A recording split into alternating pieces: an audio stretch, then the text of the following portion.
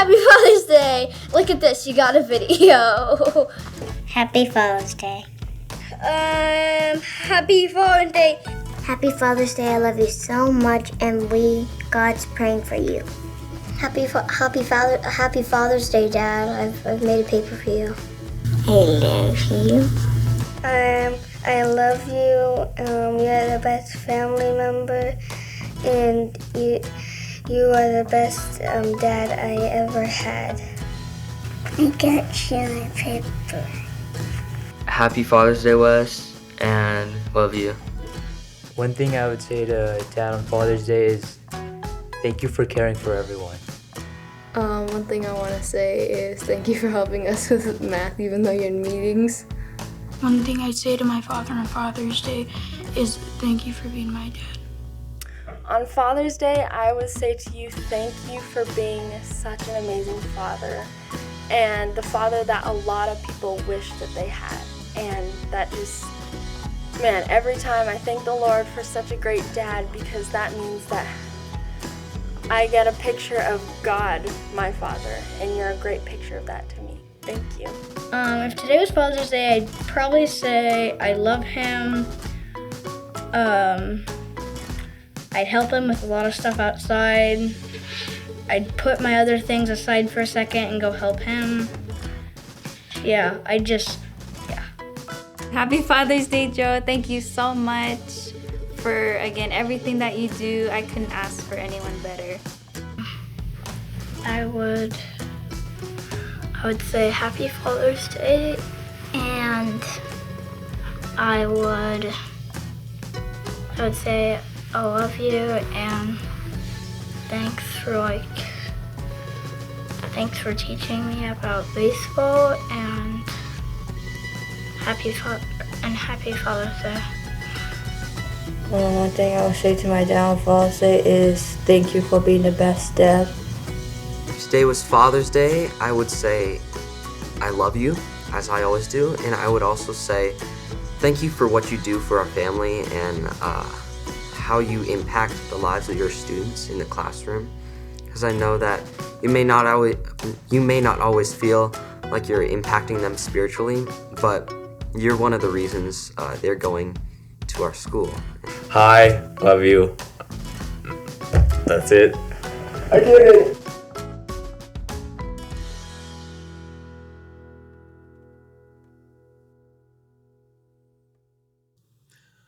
All right, well, once again, happy Father's Day, guys. Thank you for stepping up in the incredible roles of dads, fathers, foster dads, stepfathers, coaches, mentors, uncles. Thank you for pursuing a form of masculinity that is patterned after the way and the character and the life of Jesus.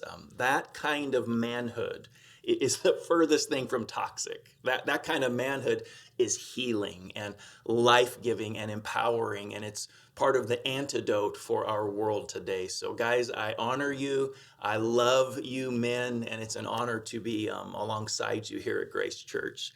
I thought about bringing a Father's Day message today. You know, we're doing a series right now called Kingdom and Chaos, and I thought about bringing a Father's Day message, but I've decided to go in a different direction from both of those themes. I'm not going to continue the Kingdom and Chaos message today, and I guess I'll talk about dads in a roundabout way today, but I was preaching in a church in Colorado Springs last Sunday, and they asked me to speak on a very specific subject. This church is doing a summer teaching series from the book of Proverbs, and the series is called How Do I ...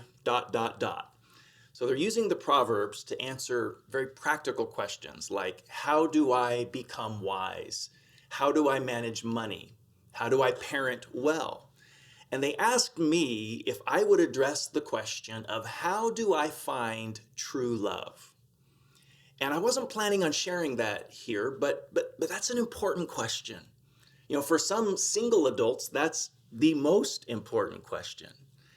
But it's actually a much bigger question than how do I find a sweetheart? I am going to try and help out with that question a little bit today. But this question transcends that. This question applies to all of us, whether we're looking for love or whether we're in love or whether we're disappointed in love today. This is a question that applies to all of us. And so I want to try and just rope everybody who's watching into this particular question of how do I find true love? Because no doubt we have single adults that would love to be married. And we probably have single adults who are perfectly content in their singleness and they have no interest in getting married. We have some happily married couples and we have some not so happily married couples. We have widows and widowers. We have adults who are single after having lost a spouse. And that will be most of us, by the way, who are married. Most of us who are married today will be single again from losing a spouse. And then we also, of course, have some people who have been divorced. And I want to say something at the very front end of this message to any person watching who has been divorced. Being divorced does not necessarily mean that you failed in marriage. In fact, being divorced does not mean that you failed in marriage any more than the existence of atheism means that God has failed at being God.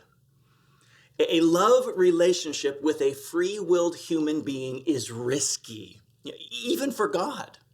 It's risky to give your heart to another person. And God is still an amazing God, even if there are some people who don't believe in him. And you may have been an incredible spouse, even if your marriage ended in divorce. See, success in marriage is not dependent on one spouse, it's dependent on two. And there's only so much that you can control in a relationship with another free-willed person. I mean, we all know people who were amazing spouses. You can probably think of somebody right now who was an incredible spouse. That they were kind and gracious and loving and served and interesting and loved God and stayed faithful and did their part, and yet the marriage broke apart. I know some people who were more incredible spouses than a lot of people who are still married, but they were married to somebody who didn't want to stay married, or they were married to someone who didn't want to stay faithful no matter how amazing their partner was. And it's tragic for that kind of a person to feel like they've failed. I know people who could teach our marriage courses at Grace, and yet their marriage dissolved. And divorce contains a stigma that needs to be broken off a lot of people. You know, God's not up in heaven wringing his hands and lamenting and feeling like he didn't measure up as God because there are people who don't believe in God. Listen, if you need to hear this today, I want you to soak this into your soul. Divorce does not mean that you failed in marriage. Now, if you did fail in marriage, if you were the cause of your marriage's breakdown, or if you were a major contribution to the marriage falling apart, then okay, own it. Make whatever amends you can make. Heal your heart, grow, and change. And if you ever have a chance to be a spouse again, then be 1,000,000 times better. But today, whether you're married or single or happy or faking it, I want all of us to process this question of how do I find true love? Because if love is of God, then there is always more to be experienced. Whether it's a friendship or siblings or parental love or romantic love, there's always more to be discovered and experienced. And so let's begin today by looking at a very simple verse in the book of Proverbs. Proverbs 18, verse 22. In Proverbs 18, verse 22, a father is speaking to his son. And he says, "He who finds a wife finds what is good and receives favor from the Lord." Now, if he had been speaking to a daughter, he could just as easily have said, "She who finds a husband finds what is good and obtains favor from the Lord." But whenever you're wondering, how do I find true love? Either new love Or how do I rekindle love in an existing love? When we process the question, how do I find true love? From this little verse, there's several observations. Number one is this: understand that a sweetheart is more than a sweetheart. A sweetheart is more than a sweetheart. A love relationship, again, all levels, children, best friends, siblings, parents, romantic. A love relationship is more than a relationship, it's favor. Son, I know you think you found a wife, but you haven't just found a wife. What you've actually found is favor from God. Now, does that mean if I'm not married, I don't have God's favor? No, and we'll cover that. But in this life with God, there are so many things that are vastly greater than meets the eye. There's so many things we do in this life of Christian faith that are way bigger than they appear on the surface. You know, we receive communion every month. The act of taking bread and the cup is a core practice in church history and tradition and worship today. And yet we all know that when we take a little piece of bread and a little cup of juice, there's so much more behind that than it appears to be. There's rescue and redemption and forgiveness and new life wrapped up in the idea of those elements and what they represent. Here's another example. I love this verse from 1 Peter chapter 4, verse 10. The Apostle Peter says, each of you should use whatever gift you have received to serve others as faithful stewards of God's grace in its various forms. So your spiritual gift is not primarily a gift, it's primarily grace expressed as a gift. And the Apostle Paul said the exact same thing in Romans 12:6. He said, we have different gifts according to the grace given to us. And I love this one from Ephesians 4:7. Paul says, to each one of us, grace has been given as Christ apportioned it. This is why it says, when he ascended on high, he took many captives and gave gifts to his people. So your gift is not prophesying. Your gift is grace expressed through speaking God's word. Your gift is not service or helps. Your gift is grace expressed in setting up a beautiful space where ministry can happen. Your gift is not teaching.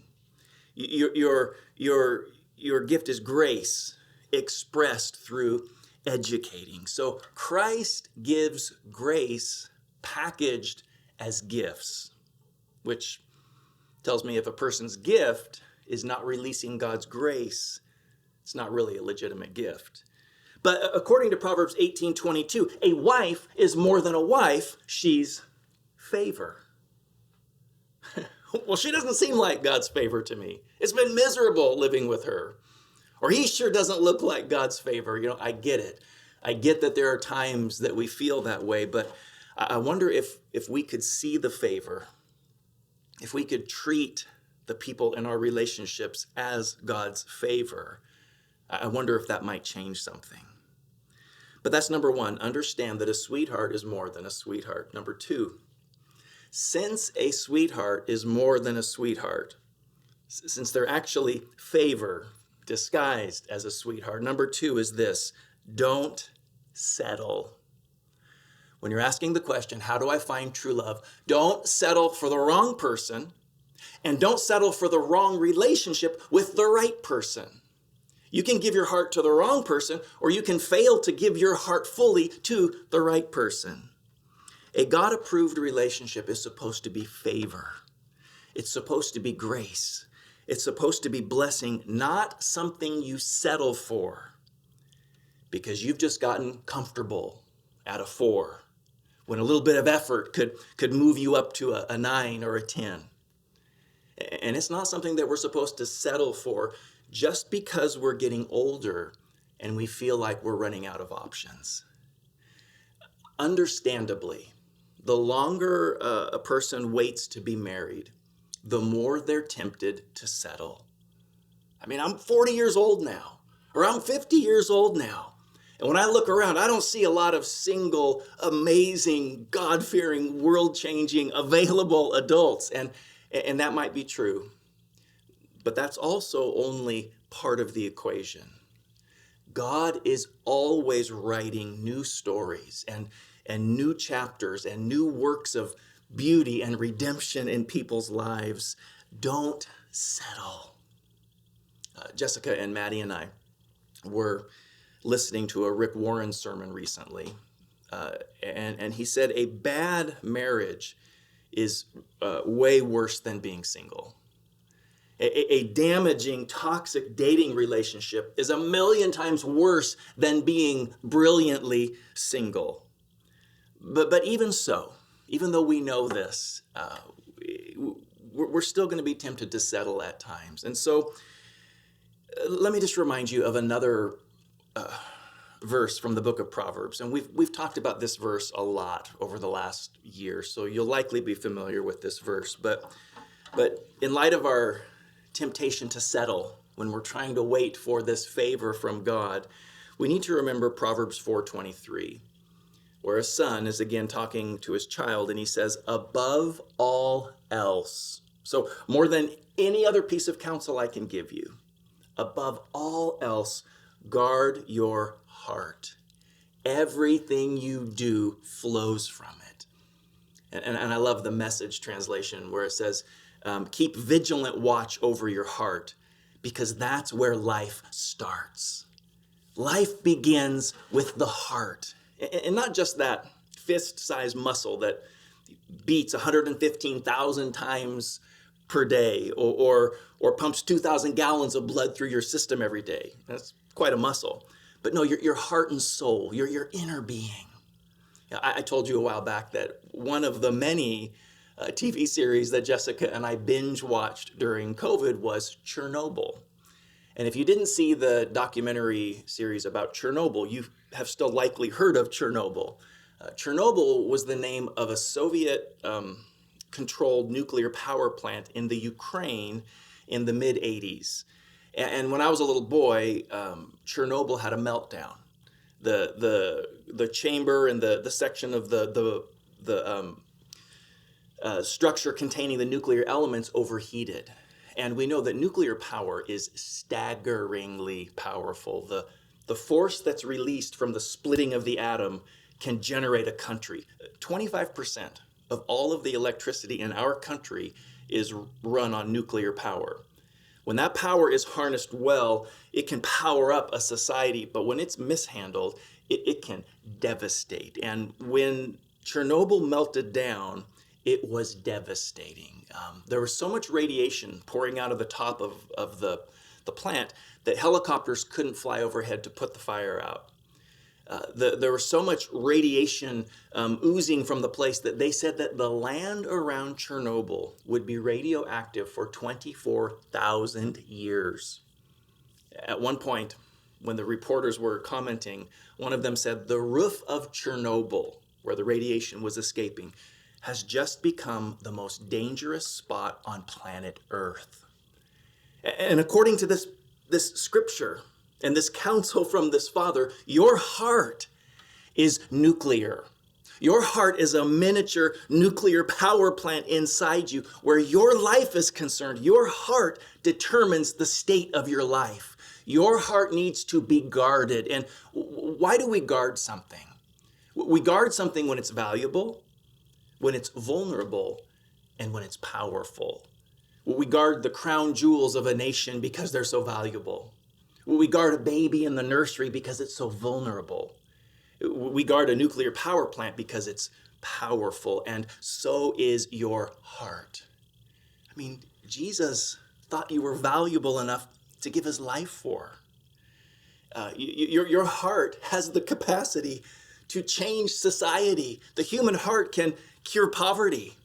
It can push back against sex trafficking. It can uphold justice. It can heal another heart. And your heart is powerful. There's a nuclear force in your heart that will determine the outcome of your life. Your heart's vulnerable. If you give it to the wrong person, it can break them, or it can break you. So don't settle. If you're single, maximize your singleness. The word single means separate, unique, and whole. That's different from being alone. Alone means all in one. That's very different than being separate, unique, and whole. There are a lot of people who get married and they're not truly single. They haven't learned how to be separate or find their uniqueness or bring a measure of wholeness to the relationship. Don't settle. Your heart is too powerful. And don't settle for mediocrity in a relationship. Listen, it's okay to be old and boring. Being old and boring in a relationship is part of God's gift to you. That's a blessing to be comfortable like a pair of slippers or a fluffy bathrobe. But if you are old and boring, make sure you're an old and boring 10. Make sure you're not old and boring because you've settled at a 3. There is so much more. And listen, yes, if you're single and you're trying not to settle, the person that you end up with, they might not be everything you planned. But if you refuse to settle, they can still be everything you have ached for. And even if you don't get that favor expressed through a sweetheart, well, 2 Corinthians 11:2 says, I'm jealous for you with a godly jealousy. I promised you to one husband, to Christ, so that I might present you as a pure virgin to him. Now, I realize when I read that verse, and if I say to a single adult who desperately wants to be married, well, you still have Jesus.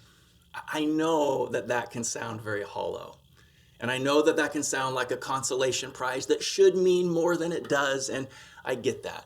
You can be totally separate, totally unique, completely whole, in love with Jesus, and still long to be married. That's normal.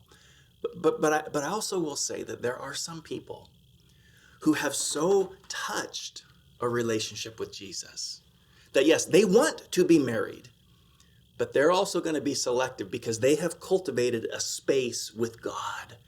And I know some people that would say, yeah, I would like to be married, but hold on a second. I'm not going to surrender what I've developed here for plan B, C, D, or E. I'm willing to invite God's person into this space, but I have touched something beautiful and special and kind. Don't settle. Don't settle with the wrong person, and don't settle for a 3 or 4 if a little bit of effort could bump your relationship to a 7 or an 8. Okay, 2 more things very quickly. Number 3, let love find you. Our verse said, he who finds a wife finds what is good and receives favor from the Lord. When you find a wife, you're actually receiving something that's been moving towards you. Whoever finds this is receiving favor. So in your quest for love, love is already on a quest for you. And I know you might be saying, well, then where is it? Why isn't it appearing? Well, it is appearing. King David famously said at the end of Psalm 23, surely goodness and mercy have been following me. And the word surely could be translated only.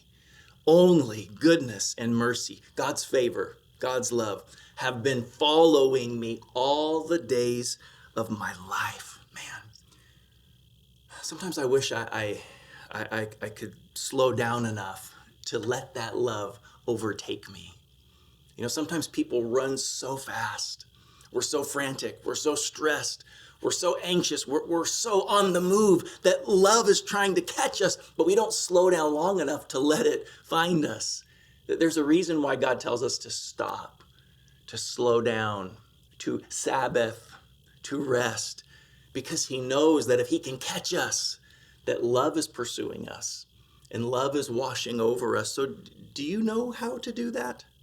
Do you know how to connect with God's love, to hear his voice, to feel loved by him? If not, those are questions to pursue with your friends, your small group, with a mentor.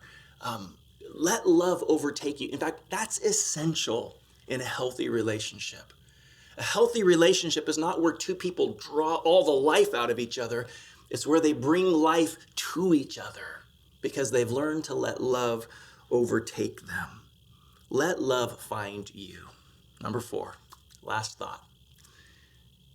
Knowing that you're loved, knowing that you're enough, remembering that a sweetheart is more than a sweetheart, they're actually favor. And as you refuse to settle, number 4 is now you find love. Number 3 was let love find you. Number 4 is you find love. It says in our passage, he who finds a wife.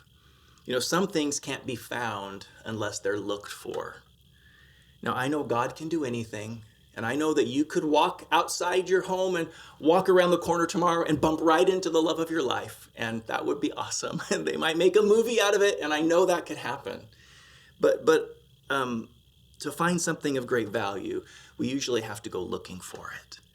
Abraham's servant went looking for Rebekah to bring her home to Isaac.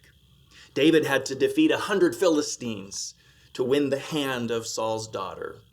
Othniel said, whoever wants to marry my daughter Aksa has to go conquer a city, or Caleb said that rather, and then Othniel stepped up and conquered the city so he could have the daughter of Caleb to be his wife. So listen, don't just pray and struggle. Pray and date. And if you do date, date well. In fact, I want you, if you're single and you're pursuing a relationship, I want you to date so well that if that relationship does not work out, that person will be better for knowing you. I want you to date so well that there are no regrets from your time spent. I want you to date so well that even if that person realizes, no, they're not for me, or no, she's not what I was actually looking for, they'll still say, but wow, they are going to be God's favor for someone, and I'm better for knowing them. So listen, if you're single today, singleness might not be your ultimate end state. You might not be single next year, or you might not be single next decade. But in the meantime, whether it's a short time or a long time, be brilliantly single. Worship God in your singleness. Understand who you are. Learn even more to hear his voice and to draw your strength from him. Listen, if you don't learn to draw strength from the love of God, you might misinterpret your story. One of the reasons that we have to let love overtake us is because if we aren't overtaken by God's love, we might misinterpret natural loves. And you might be tempted to think that your singleness is a deficiency. But when God's love captures you, you will likely realize that your singleness is not because of a deficiency in you. It's not because you're not attractive enough or you're not fun enough. We all know single people who are way more attractive than some married people. We know single people who have a much better personality than some married people. I know single people who are fascinating, and I know married people who are duds. It's not about that. You need to let love inform your story, or you may be tempted to draw the wrong conclusions about your story. Singleness might not be your end state. And if it is your end state, I might be as baffled as you, and it's possible that we'll even weep together if that doesn't happen. But I also promise you that if you live brilliantly in your singleness and you worship God in your singleness and you maximize this time in your life, I promise you, it will not have been a wasted life. And also, an eternity spent with the God who is love and who authored romantic love and beauty is it vastly eclipses a few decades of adulthood on planet Earth.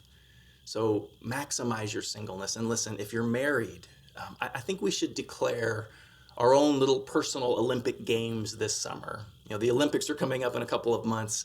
Hey, in the story of your life, you're the Olympic contender. You haven't peaked yet in your relationship. We learned in a marriage seminar at Grace a year or so ago that if a married couple makes it to their 35th wedding anniversary, and assuming that they're still relatively whole when they get there, all of the newlywed emotions resurface with a vengeance. This is what the The research says, I'm not there yet. I'm at 26 years. But they say if you make it to the 35th, that you have like a renaissance of the newlywed years. There's more to be experienced. So you haven't peaked. So don't settle on a plateau. Let's go for it in our relationships. In America today, 1 out of every 2.5 marriages end in divorce. 1 out of every 2.5. Except for a specific niche of people. And you can fact check this. There have been credible surveys done that show that if a couple does these 3 things, if a couple attends church weekly, and I know that church attendance is on the decline in our country, but just because it's declining doesn't mean we need to decline with it. If a couple attends church weekly, if they pray together regularly, and if they read the scriptures together, those marriages end in divorce 1 out of every 1,100 times. 1 out of every 1,100. Now, I'm not talking about people who say they're Christian, because there's a lot of people in our country that say they're Christian, but they're not in church every week. They're not praying together, and they're not reading scripture. So specifically in that group of people, the divorce rate drops shockingly.